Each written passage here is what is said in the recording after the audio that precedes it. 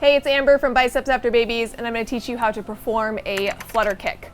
A flutter kick really is going to target a lot of the lower abdominals. You're going to be putting a lot of stress on your lower abdominals in order to keep your back against the floor. And that's really what I like. If you remember anything from this video, it's that during this movement, your back should not leave the floor. If you can start to see daylight underneath your back, we're doing it wrong, and we need to go back and lessen the range of motion until we can get that back planted on the floor. If your back is leaving the floor, you're essentially not working your abdominals anymore, and you're kind of missing the point of the exercise. So with our flutter kicks, we're going to start with our feet straight above our hips.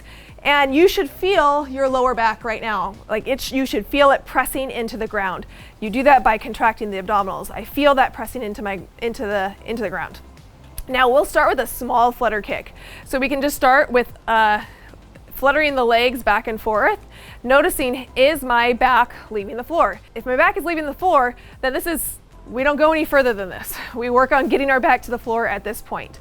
As you get stronger, you can start to lower those legs down, making sure that the whole time that your back is not leaving the floor. The lower you start to drop those legs, the more challenge it's going to place on those lower abdominals. We can also create a challenge too of the upper abdominals by lifting the head off the ground as well. Again, this is not about how low you can go. It's not better to go down here if your back starts to leave the mat. So if all you can do is go here, great, that's where you go.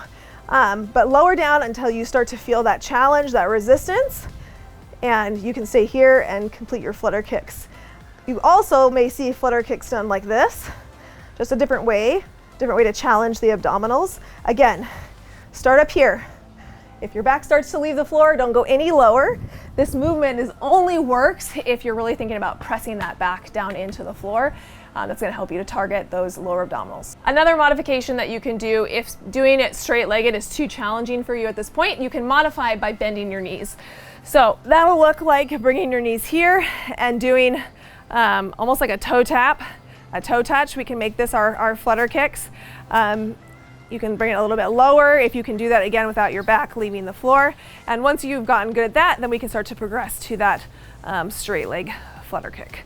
So modification, start with the knees bent, go to bringing the knees straight, and then as you progress in the motion, you can start to lower the legs down a little bit further, and even bringing the shoulders up off the mat.